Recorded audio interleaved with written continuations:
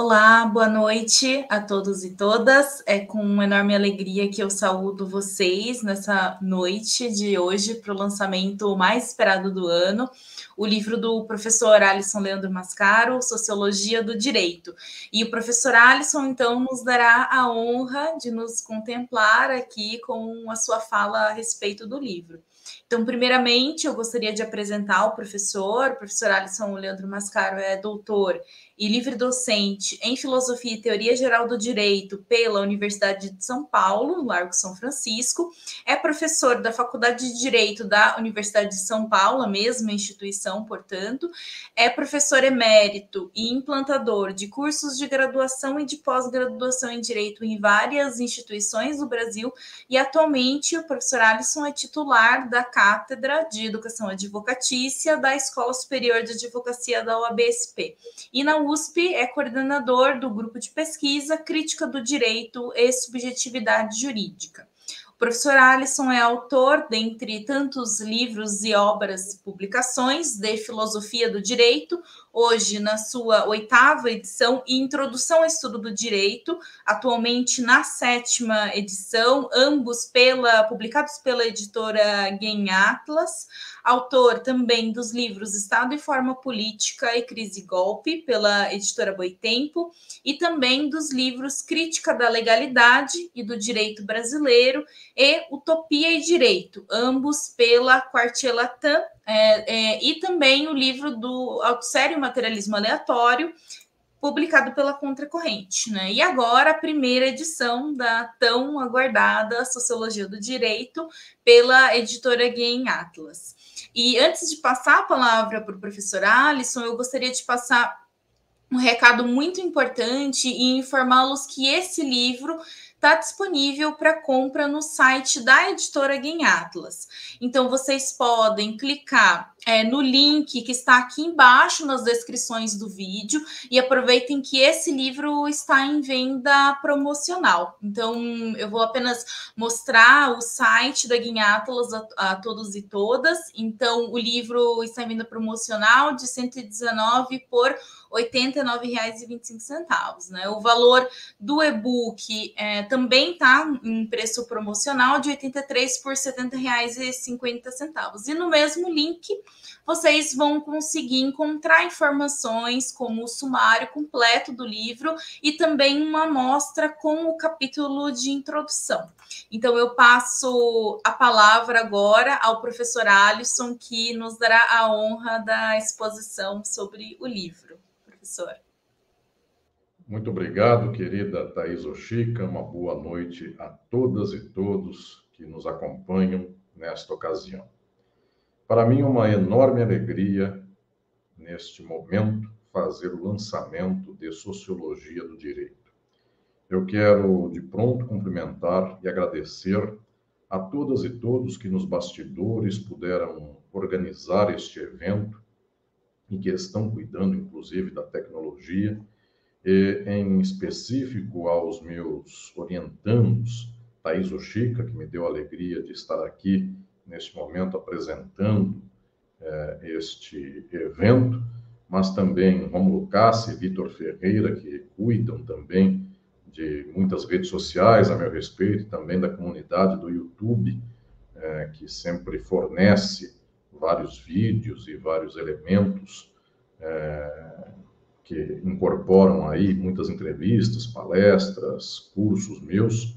Também todo o grupo de pesquisa na USP, que se empenhou de modo muito especial para este evento de hoje. Felipe Melo, que cuidou da parte gráfica e de imagens do dia de hoje, e tantos que também se empenharam por este evento de agora. Então, vai um abraço muito especial a todas e todos que permitiram que este evento acontecesse. Eu quero fazer minha saudação muito especial a você que me acompanha. Neste momento em que um livro é lançado e que ideias, horizontes começam a se abrir e a serem gestados para o nosso tempo, nestes assuntos, nestes temas que ora dou a lume no livro Sociologia do Direito.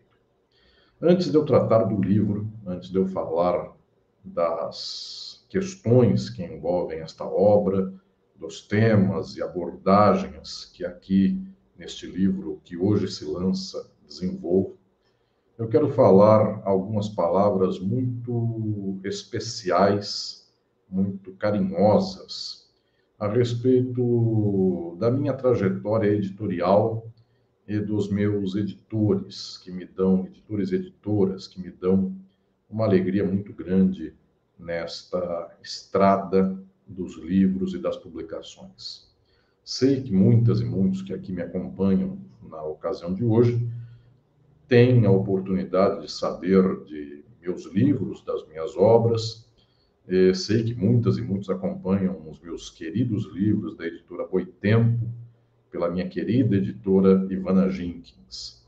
Também, nesta trajetória, no ano passado, inclusive, publiquei pela editora Contracorrente, pelas mãos do querido editor Rafael Valim, Autossério e Materialismo Aleatório, e tenho hoje organizado uma coleção de textos sobre os meus orientandos que publicam suas teses e dissertações.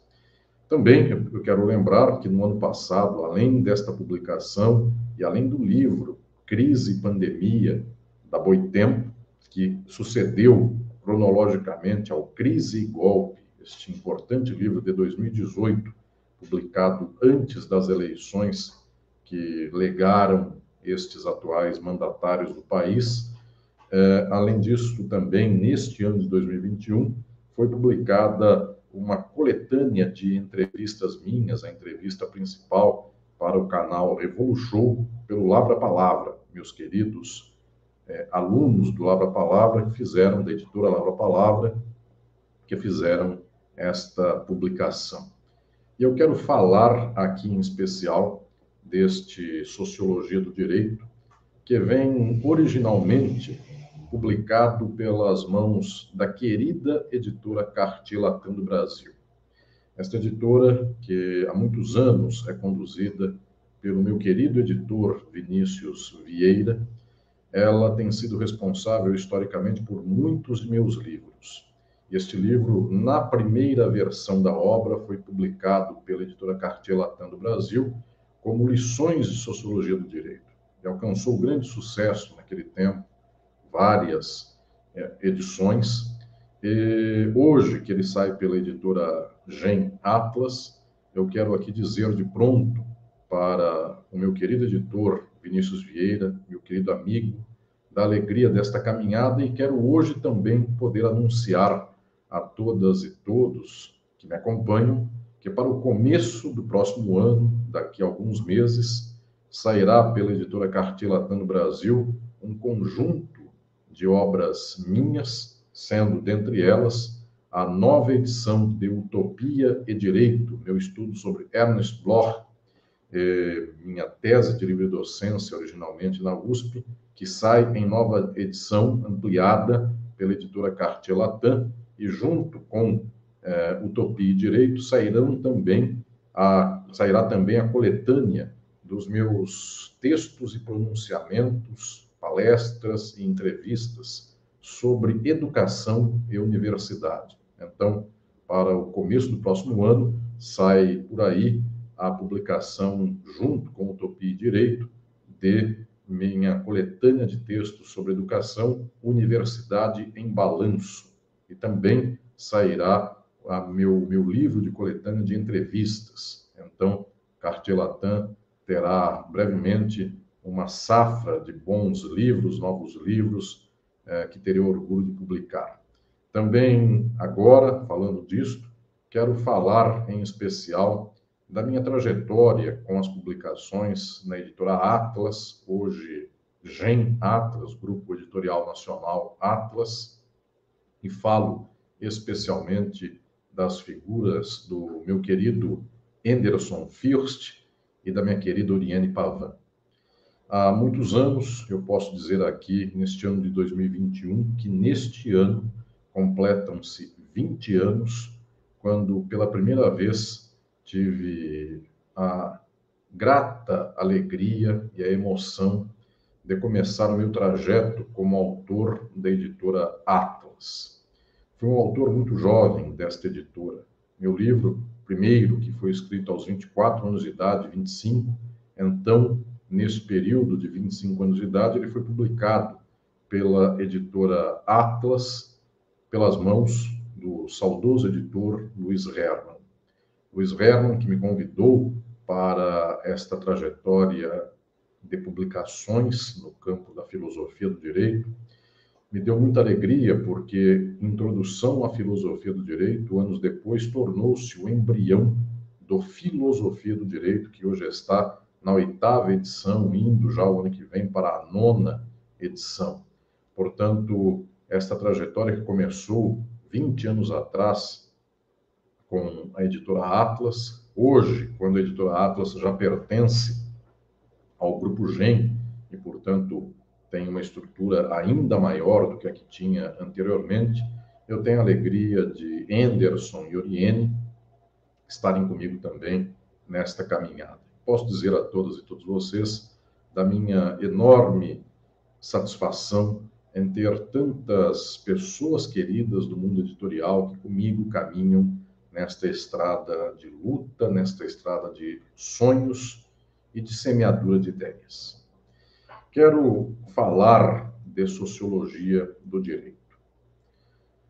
Deliberei nestes anos passados até chegar agora em entregar ao público leitor uma reflexão sistemática sobre como compreender a sociedade e como compreender a sociologia.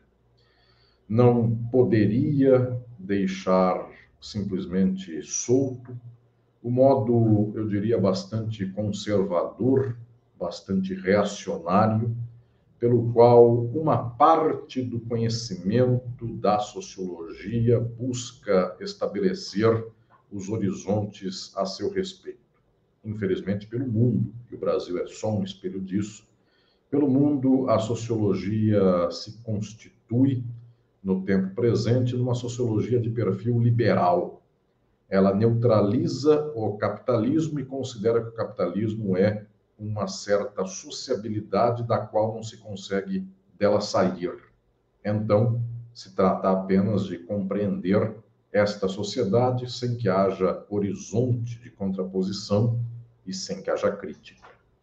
Não poderia deixar com que o nosso tempo histórico tivesse armas sobre o conhecimento da sociedade que fossem apenas estas, que legitimassem a sociedade presente e não soubessem, por meio destas visões, destas teorias, sair deste impasse, sair desta contradição, desta encalacrada prática e teórica do tempo presente. Então, em todos esses anos, estes anos de agora, deliberei entregar uma reflexão de tal modo sistemática sobre o conhecimento social, as ciências sociais e a sociologia, que se pudesse, por meio deste conhecimento, saber a respeito de como se compreendia a sociedade no passado, seus modelos variáveis, desde os antigos até os modernos, e daí entender isto que se chama contemporaneamente por sociologia, que pela história autonarrada de sociólogas e sociólogos, é uma ciência muito recente, do século XIX. Auguste Comte, na França, teria sido um dos seus primeiros marcos referenciais. Émile Durkheim, também na França, outro destes marcos. E por isso já se vê que a sociologia não tem 200 anos. Diferentemente da filosofia, que remonta o tempo histórico do passado antigo, a sociologia seria muito recente. Pois bem, problematizei, expliquei esta formação da sociologia, mas não me contive apenas em narrar conforme a roupa, conforme a vestimenta, ou conforme a perspectiva que o ambiente que naturaliza a sociabilidade capitalista e a leitura sociológica assim queiram fazer. Trouxe como elemento decisivo desta sociologia do direito a contribuição das teorias críticas sobre a sociedade, e notadamente as leituras de Marx e dos marxistas. Tantas leituras desde o século XIX até hoje, e as mais contundentes, as mais importantes, aquelas que alcançam as determinações da sociabilidade presente. Então, Sociologia do Direito reinstaura este livro, que ora dou a lume, reinstaura a perspectiva de que a sociologia não pode ser tomada apenas pelas mãos e pela narrativa das leituras tradicionais, conservadoras ou liberais. Ainda que estas perspectivas liberais estejam travestidas de intentos presumidamente científicos ou presumidamente avançados, mas era preciso mostrar que existe reflexão que vai a fundo na determinação do modo de produção, das categorias da exploração, da acumulação, daquilo que enseja a estruturação social e a sua reprodução. E esta estruturação social não é concórdia, não é acordo, não é bem comum, não é contrato social, é efetivamente a estruturação da exploração, das dominações e das opressões. Portanto, este livro que hoje lego a todas e todos que porventura venham a lê-lo e a estudá-lo, é um livro que anuncia uma perspectiva crítica sobre a sociedade. Inarredavelmente é este horizonte que quero aqui expor a todas e todos que me acompanham. Mas também não fiz apenas aqui esta sistematização do conhecimento, eu diria, clássico dos sociólogos. O clássico aqui vai com aspas, porque não se trata do mundo antigo, dos clássicos gregos, mas se trata daqueles autores que reiteradamente são chamados à leitura de quem estuda ciências sociais como sendo seus pais fundadores. Portanto, tanto Comte, quanto Durkheim, quanto Weber, quanto Marx. Não só estes. Eu insisti muito para aqui, todas e todos, para que pudessem ler esta que é a reflexão da sociologia na atualidade. Contemporânea não só da idade contemporânea, mas dos nossos tempos atuais. Esta que tenta vislumbrar e tenta se defrontar com as questões sociais da atualidade. Então, desde autores com um verniz muito pronunciadamente liberal, como o próprio Jürgen Habermas, até aqueles e aquelas com uma perspectiva crítica, transformadora e revolucionária. Este quadro se estabeleceu, portanto, com sociólogos clássicos e sociólogos recentes e atuais, como o próprio Habermas, que vivo é, como Luhmann, como Foucault, como tantas e tantos no campo do marxismo. E estas leituras, portanto, formam um sistema do pensamento a respeito da sociologia. E quero também dizer aqui que este livro estrutura este sistema do pensamento a partir de uma chave de compreensão da própria reflexão social, política, jurídica da contemporaneidade, que é a minha proposta de 3 caminhos do pensamento contemporâneo.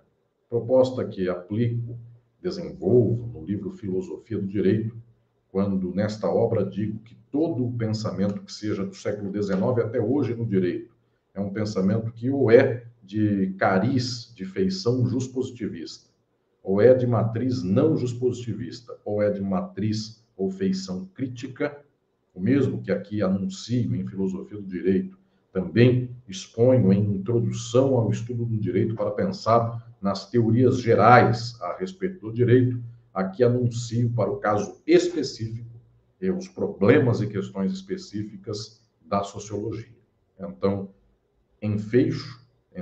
agrupo o debate sociológico contemporâneo em 3 eixos. Um deles, que para o campo do direito leva a fins juspositivistas, não é que seja uma construção juspositivista, mas seu efeito é juspositivista, e aqui está tanto uma leitura sociológica como a de Habermas, como outra que não é igual a Habermas, mas leva ao efeito de considerar um sistema jurídico em face de demais sistemas sociais, que é a perspectiva de Niklas Luhmann. Também uma leitura não juspositivista da sociologia, marcadamente pronunciada a partir do horizonte de Michel Foucault. E também esta mais alta leitura sobre a sociedade e sobre o direito, que é a sociologia crítica, que advém e que se estrutura no âmbito dos debates marxistas, e além de Marx e Engels, anuncio neste livro e explico neste livro questões e debates que estão desde Pachucanes, no início do século XX, até os atuais debates do que se chama novo marxismo. E aplico aqui, para o campo do novo marxismo, uma proposta também minha de ler todos os debates críticos do momento presente, das últimas décadas até hoje, a partir de alguns eixos que identificam suas inclinações, seus horizontes peculiares, portanto, uma estruturação interna também dos debates do marxismo, dos debates críticos sobre a sociologia. Pois bem, faço esta sistematização para entregar ao nosso público leitor uma história de décadas e séculos de briga, de luta, de debate, de marcação de posições, muitas vezes opostas, antagônicas, contraditórias, sobre o que é a sociedade.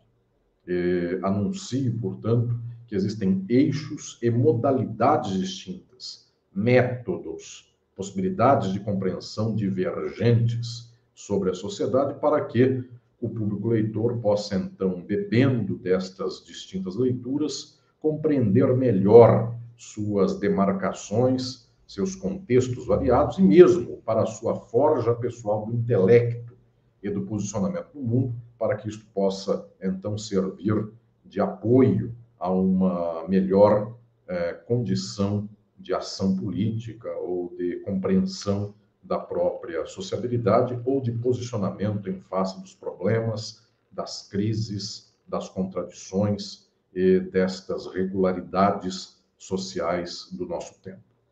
Pois bem, mas este livro também chega a um momento no qual ele se debruça especificamente sobre as sociologias do direito no Brasil e do Brasil. Então, os capítulos finais, extensos capítulos finais do livro, tratam especificamente do caso brasileiro. E quero dizer aqui da minha emoção e da minha alegria ao entregar a todas e todos vocês esta reflexão sobre o Brasil. Eu poderia falar tanto da sociologia do Brasil quanto do problema jurídico para o caso brasileiro. Começo pelo direito. Muita gente assim diz: o Brasil vive o que vive porque faltam leis, faltam normas, faltam instituições. Porque no Brasil não havia leis, então as pessoas estavam acostumadas com o jeitinho brasileiro.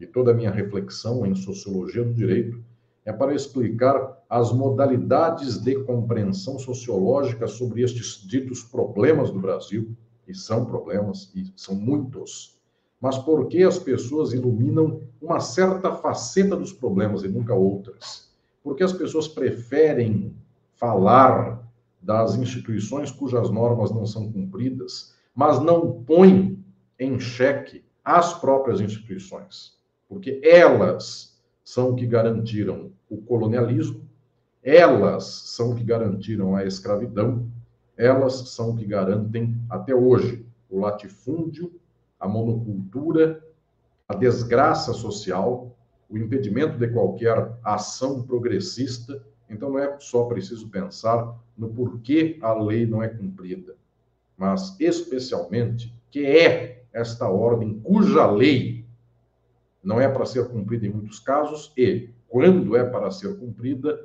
é a defesa de quem explora contra quem é explorado. Então, senhoras e senhores, sociologia do direito se ocupa fundamentalmente de pensar e avançar na reflexão crítica sobre o direito no Brasil. Inclusive, para vos dizer, e falo isto aqui anunciando a obra na noite de hoje, para vos dizer que não é o direito que cura os problemas sociais no Brasil, porque o direito é um dos elementos que estrutura a nossa situação social, não o que salva da nossa situação social. Pois bem, então, agora falo também das questões sociológicas gerais e de fundo que buscam compreender o Brasil. Esta obra, ela tem uma originalidade, porque nela eu proponho, aqui de modo sistemático, que as interpretações sociológicas sobre o Brasil possam também ser agrupadas em 3 eixos, conforme a minha proposição de 3 caminhos do pensamento contemporâneo. Então, muitas das análises sociais ditas clássicas, aqui também com aspas, mas as análises mais referenciais, mais frequentes sobre o Brasil, são análises daquilo que eu chamarei de uma sociologia do direito brasileiro de perfil de matriz juspositivista.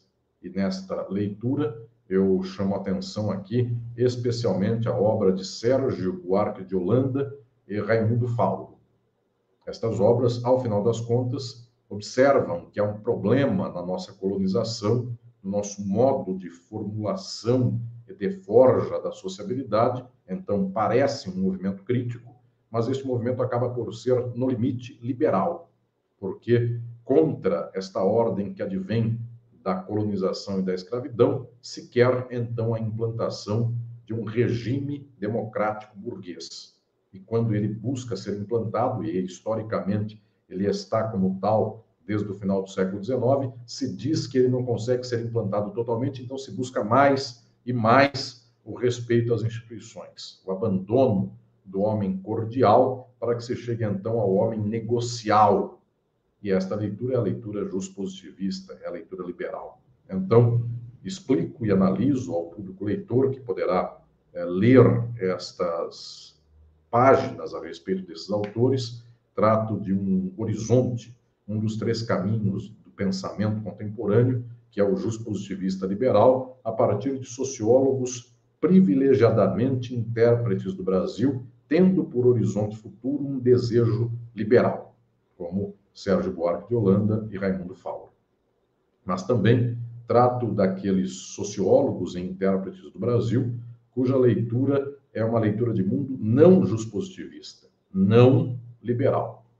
E nesta leitura desponta um clássico que é Gilberto Freire. Aqui, efetivamente, Gilberto Freire não está dimensionando a história do Brasil para dizer que ela é um problema e o liberalismo e as instituições liberais, juspositivistas, serão a solução. Pelo contrário, Gilberto Freire anuncia uma história excepcional, peculiar, cheia de contradições, ditas por ele próprio, mas uma história muito especial de uma colonização e de uma vida social brasileira que deve ser mantida nos aspectos positivos, disso que ele chama de mestiçagem, disso que ele chama, então, de uma certa açucarada relação entre ricos e pobres, senhores e escravizados, e toda leitura que daí é feita em proveito, muitas vezes e quase sempre, de um horizonte político conservador ou até mesmo reacionário.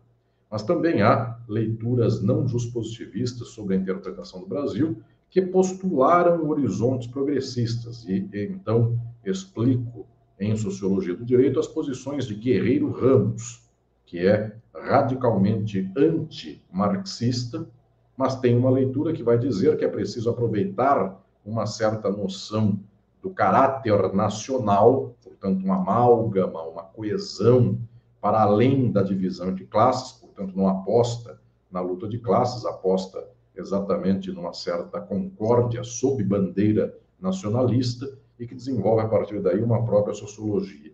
E, eventualmente, destas não juspositivistas, leituras sociológicas do Brasil, anuncio um outro pensador fundamental, que é Darcy Ribeiro, cujo horizonte de pensamento também tem aqui uma certa forma de valorização da experiência histórica do Brasil, a nova Roma, lavada a sangue, mas que se há de fazer mestiça, que se há de fazer, portanto, a partir dos seus elementos de sofrimento, mas não muito longe deste horizonte que já vem sendo constituído de séculos. tempos. Portanto, este horizonte de sociologia e sociologia do direito, eu o chamo de não juspositivista, não liberal. Ao contrário do primeiro, liberal ou juspositivista, exemplificado fundamentalmente por Sérgio Buarque de Holanda e Raimundo Fauro. Pois bem, o terceiro dos horizontes, que é o mais alto, é o horizonte das reflexões críticas sobre a sociedade brasileira.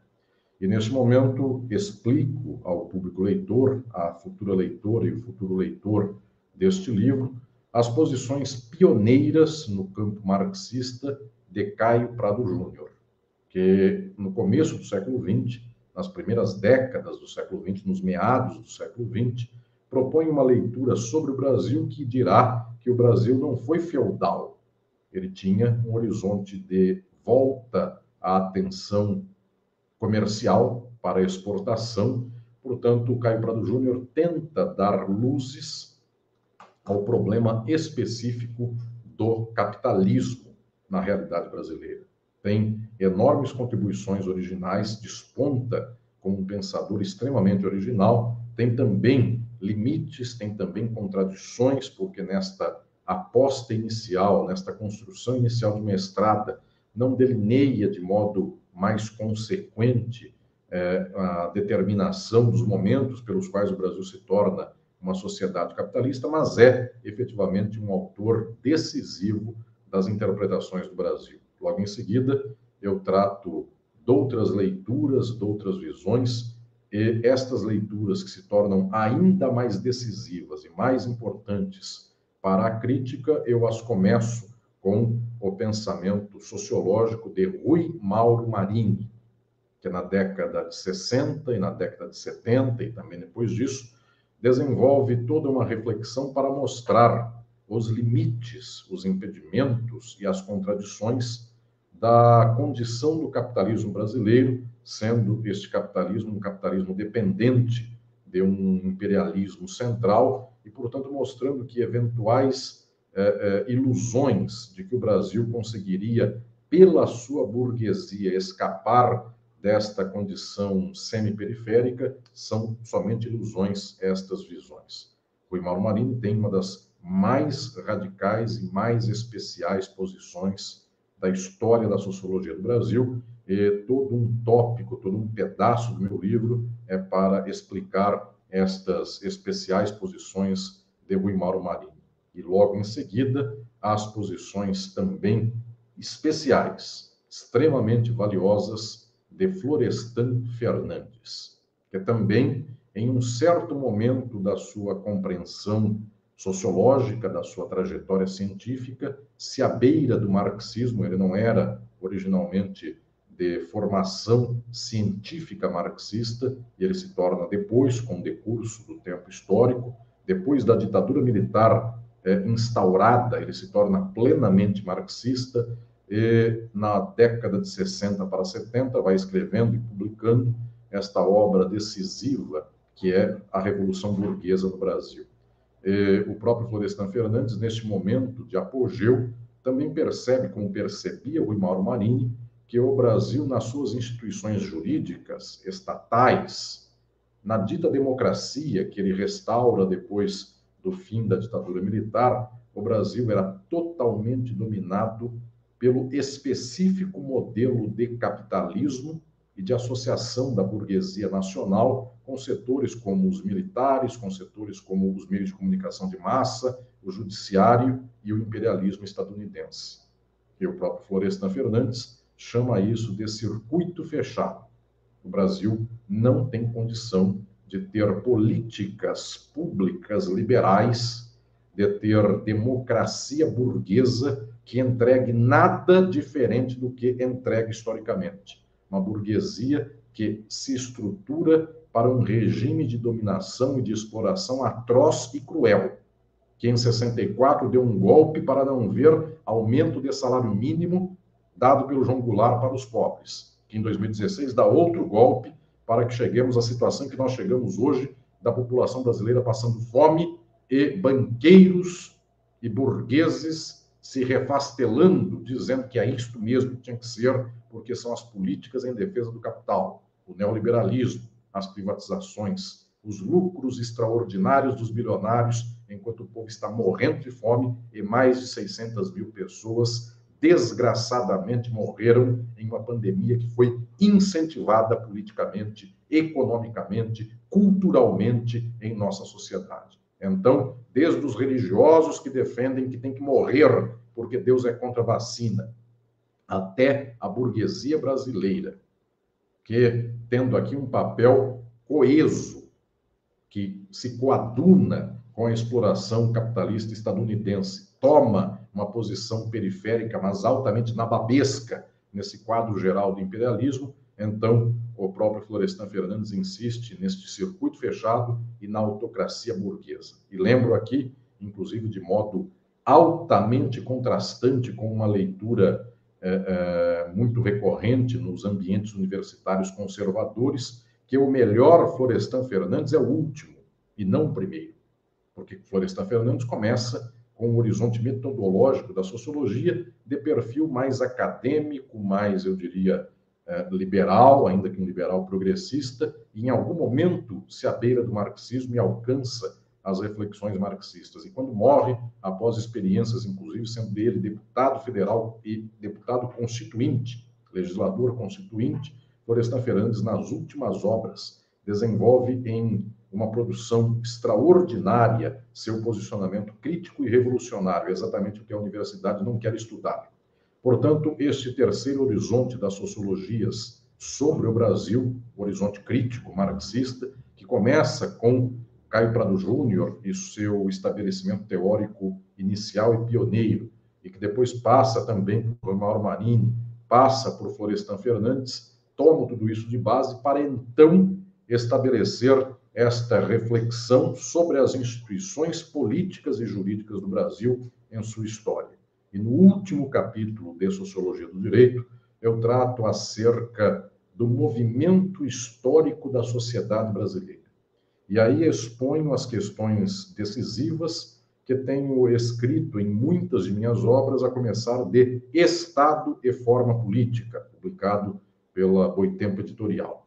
Por lá, eu insisto que nós devamos compreender a sociedade capitalista a partir de suas formas sociais. Se nós não compreendermos as formas e nos limitarmos apenas às formações, nós brigamos pelo cotidiano, nós brigamos pelo imediato e não entendemos os modelos, as coerções, as estruturações que impulsionam a reprodução da sociabilidade. Portanto, nós abandonamos o horizonte de compreender por que o mundo é este e a sociedade se dá deste modo. O que faço no derradeiro capítulo de Sociologia do Direito é a explicação, é a pergunta e a reflexão sobre o que é a formação brasileira em sua história, a partir dos horizontes das formas sociais. E então, a primeira etapa de todo esse processo é perguntar se efetivamente o Brasil era capitalista desde 1500. O que vou aqui dizer é que a mais radical e mais avançada leitura crítica marxista sobre a formação do Brasil há de considerar que o elemento decisivo, a forma decisiva da nossa organização, é um conjunto muito peculiar de dois elementos centrais, de duas formas centrais: a condição colonial de nosso país, e isto fica muito patente na própria colônia, declarada como tal desde 1500 até 1822, quando então se dá a independência política, mas ainda a manutenção de uma certa forma de organização social e econômica, de colonização prática, quando o Brasil, então, passa das mãos políticas do domínio português colonial para uma certa colonização econômica pela Inglaterra e depois, então, pelos Estados Unidos da América. Então, o elemento colonial é um elemento decisivo, uma forma decisiva da determinação da nossa sociabilidade, junto com outro elemento que com ele se coaduna e organiza, portanto, a nossa historicidade, que foi a escravidão. Portanto, o debate sobre a escravidão e o debate sobre o colonialismo, na específica realidade brasileira, eu entrego ao público leitor esta sistematização das mais consequentes, concretas, materiais e radicais leituras a esse respeito. Lembrando, inclusive, de pensadores centrais, como o foram Ciro Flammarion Cardoso e Jacó Gorender, que na segunda metade do século XX, nas décadas finais do século XX, conseguiram, inclusive, compreender que o Brasil não era capitalista desde 1500. Ele tinha uma forma de organização social e um modo de produção muito típico, muito próprio, este que o próprio Jacó Gorender chamará de escravismo colonial. Tem, inclusive, tantas citações de textos fundamentais neste livro, como do meu próprio orientando Jonathan Erckert, seu livro fundamental sobre modos de produção no Brasil, e tantas outras obras que comentam, que avançam, que dialogam com as questões propostas por estes autores decisivos para pensar a historicidade do próprio país. Mas é verdade que, em algum momento, o Brasil alcança as condições de determinação sob a forma mercadoria. Portanto, um regime de acumulação a partir do horizonte da subjetividade jurídica, da defesa da propriedade privada pelo Estado. Então, a forma política estatal, a forma jurídica, aqui se põe como elementos decisivos, porque, efetivamente, a exploração do trabalho passa a ser assalariada.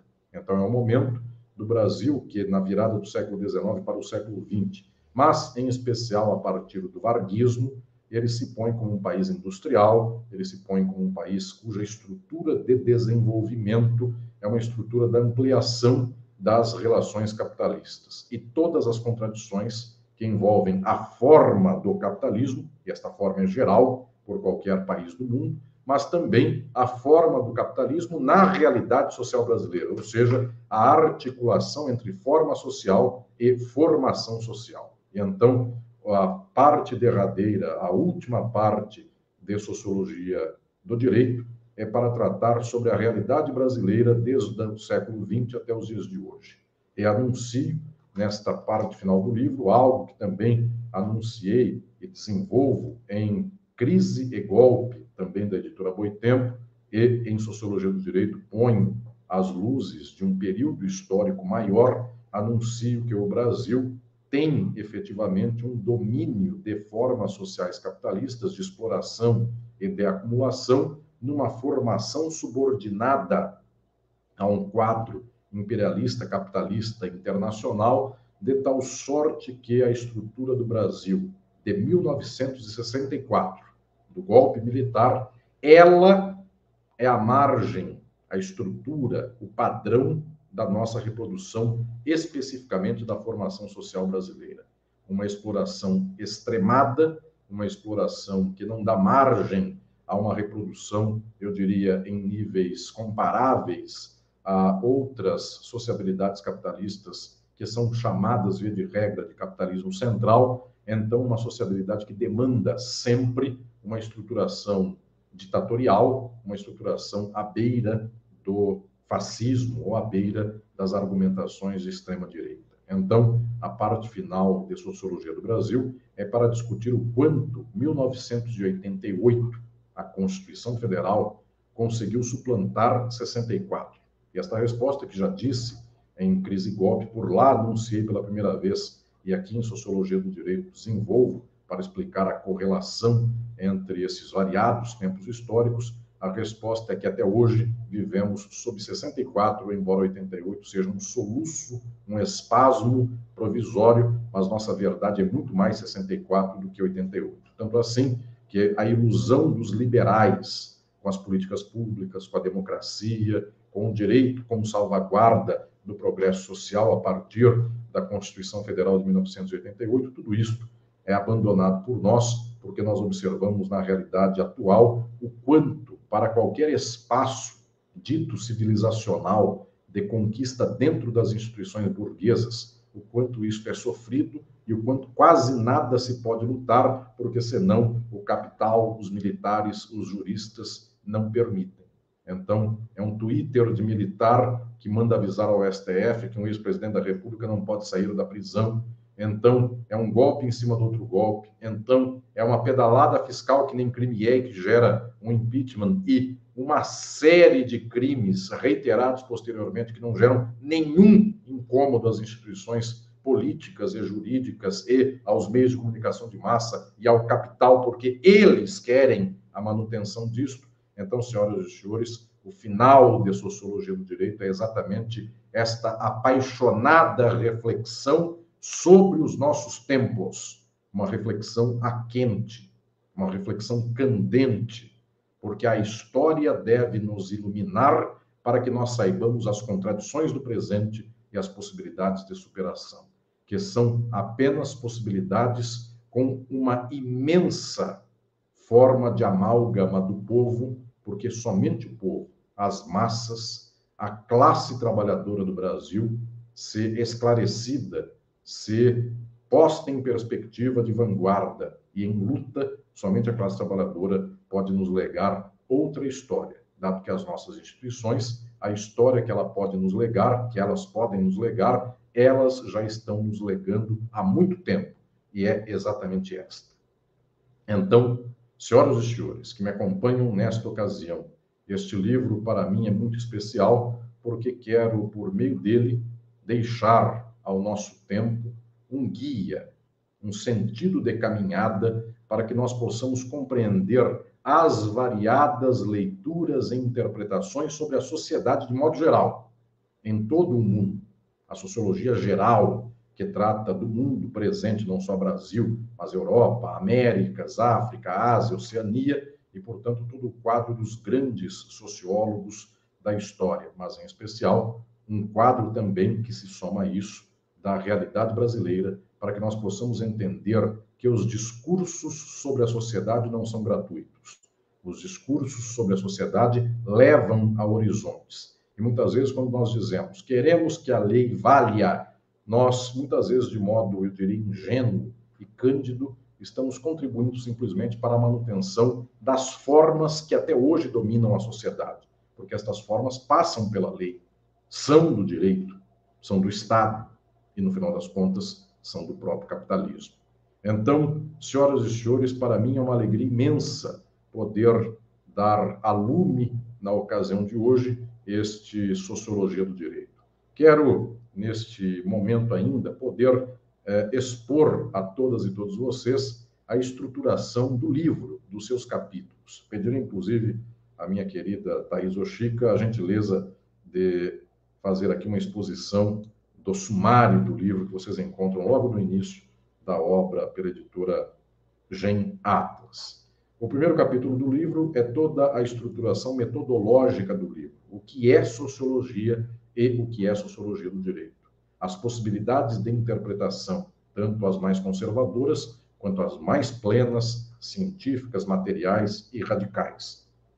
Portanto, como se pensa a sociologia do direito, como se pensa a sociologia a partir da crítica, é o item 1.2, e como se identifica um assunto sociológico e sociológico, é o item 1.3. E então, o segundo capítulo trata das pré-sociologias do direito antigas e medievais. Como os antigos e os medievais pensavam a sociedade, dado que eles não têm sociologia. Como pensavam? Platão, Aristóteles, Tomás de Aquino, tantos outros mais. E aí vai o capítulo 2. O capítulo 3 já é o pensamento das pré-sociologias do direito modernas. Então, toda a discussão da modernidade sobre a explicação da sociedade por meio de Deus, das religiões, portanto, da teologia, é o tópico 3.1, até chegar à racionalidade. E que razão é essa? A razão iluminista, a razão burguesa, que crê que a sociedade advém do contrato social, como se vê ali no 3.5, mas trato também de dois especiais pré-sociólogos, que são considerados, inclusive, elementos que antecipam muitos dos problemas sociológicos que virão posteriormente, que foram Vico, em Nápoles, na Itália, e hoje Itália, naquele tempo, Reino de Nápoles, e Montesquieu, na França. Portanto, toda uma reflexão sobre o passado das pré-sociologias, para então chegar à sociologia contemporânea, naqueles que são os seus primeiros grandes propugnadores, pensadores, que foram Auguste Comte, na França, bem como Émile Durkheim, também na França. E toda a discussão sobre quando começa a sociologia, trago à lume aqui, inclusive, as reflexões de Stuart Mill, na Inglaterra, e todos os debates sobre como identificar a sociologia em face de uma pré-sociologia. Para logo em seguida, então, chegar num destes elementos decisivos da tradição sociológica, que foi Max Weber. E aqui toda a reflexão weberiana sobre como se pensa a sociedade, então é possível uma leitura científica ao lado de outra, que tem matriz distinta, que é uma leitura de ação política a respeito da sociedade, ciência e política, a noção de tipo ideal, o individualismo, a caricatura que se faz das ações individuais para dar aqui uma perspectiva social, a noção de crítica e resignação, conforme esta proposição tão bem rica que nos dá Gabriel Kohn sobre a reflexão weberiana, e, por fim, a perspectiva do direito no pensamento de Weber.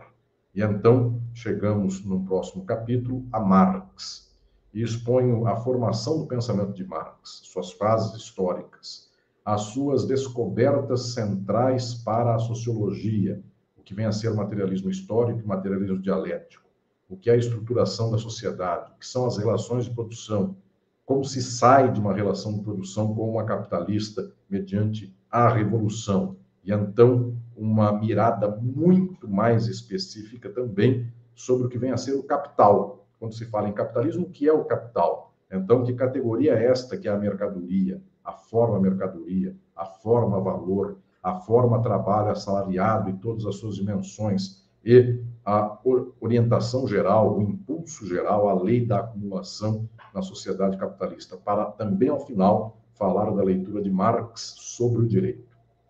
E então, no capítulo 7º, eu falo dos 3 caminhos da sociologia do direito contemporânea, explicando as suas distintas formas de visão, tanto as leituras juspositivistas, quanto as não juspositivistas, quanto as críticas. No capítulo 8º, eu explico as sociologias do direito que levam o jurista ou o sociólogo ou o intérprete do direito a uma certa postulação prática de juspositivismo, ainda que esses autores não sejam juristas, nem sejam tecnicamente operadores juspositivistas, mas seus modelos de compreensão de mundo. Então, Niklas Luhmann é tomado aqui como o primeiro destes pensadores exemplares, e depois Jürgen Habermas, para no capítulo 9º tratar das sociologias do direito não juspositivistas e, fundamentalmente, seu mais importante expoente, que foi Michel Foucault. No capítulo 10º, eu trato, então, das sociologias do direito atuais, contemporâneas, críticas, começando por Pachucanes, o incontornável pensador do direito do marxismo, depois chegando às contribuições, diálogos e debates, polêmicas deste grande âmbito do marxismo que se chamou de marxismo ocidental, Gramsci, Lukács, Bloch. Depois, a Escola de Frankfurt, que dentro do marxismo ocidental tem tamanho peso para a explicação da sociedade, que ela é aqui tratada em um tópico só para ela, para observarmos suas reflexões e suas contribuições. Depois, agora mais recentemente, nas décadas finais do século XX, o pensamento de Louis Althusser, que abre uma outra etapa do pensamento marxista sobre a sociedade e que então gesta esta visão de mundo, que é o novo marxismo, debate do finalzinho do século XX e dos dias de hoje, sobre como se pode pensar o capitalismo a partir do horizonte marxista. Então, até o capítulo 10º, todo um debate geral sobre a sociologia, seus grandes teóricos, suas grandes proposições, seus grandes métodos. E, então, no capítulo 11, começo a tratar do Brasil, e o capítulo 11, nele eu exponho 3 caminhos da sociologia do direito brasileiro, sendo que o primeiro deles é o das interpretações juspositivistas, o segundo das não juspositivistas e o terceiro das críticas. Fiz remissão a isto em minha fala agora anteriormente. No capítulo 12, que é o capítulo derradeiro, Sociologia do Direito Brasileiro 2, então eu trato, na primeira parte deste capítulo, da reflexão sobre como compreender a sociedade brasileira em sua formação, em sua história de formação.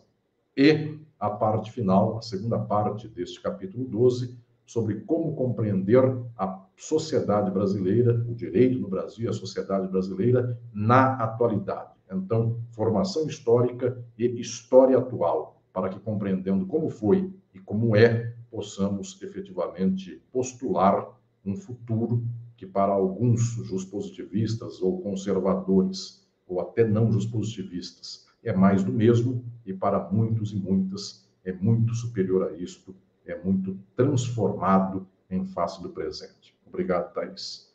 Então, nesse sentido, quero propor aqui a todas e todos, quero oferecer esta obra para que possam, com ela, beber destas fontes de reflexão, para que compreendamos melhor a realidade social do país, em especial, para que possamos agir na transformação do nosso tempo.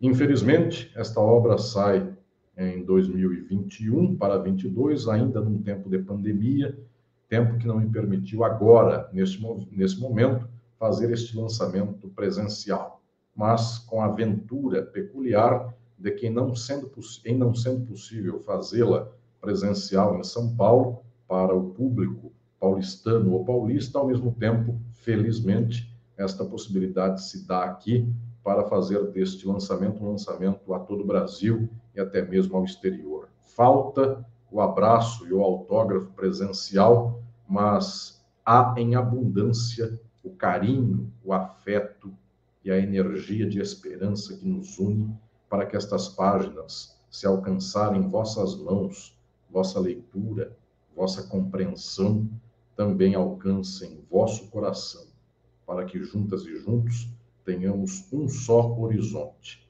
tenhamos uma só mirada, por transformarmos o mundo para um mundo onde não mais haja exploração, para um mundo no qual consigamos vencer dominações e opressões, e uma sociedade que, quem sabe, um dia possa dizer que é uma sociedade de plenitude, de seres humanos que se organizam naquilo que possa ser a abundância de si mesmos e a dignidade de si próprios. Pasmem, senhoras e senhores, este livro que eu entrego hoje a todas e todos vocês, ele fala da história do pensamento humano sobre a sociedade até hoje. E, tristemente, é a história das dores da exploração dos seres humanos pelos seres humanos. Mas são páginas que devem ser lidas, porque é por meio da compreensão científica da história da nossa sociedade que nós poderemos escrever uma outra história da própria sociedade. Deixo estas páginas, lanço hoje Sociologia do Direito a todas e todos vocês, na esperança de que nós possamos transformar o mundo e no futuro se contem em outras páginas de décadas ou séculos vindouros que no nosso tempo houve aquelas e aqueles que não quiseram só ler a história do presente segundo as declarações ou segundo as interpretações dos dominantes do mundo. Houve aquelas e aqueles que puderam ler e escrever em favor dos dominados, para que um dia no mundo não haja mais nem dominadores, nem dominados. Muito obrigado.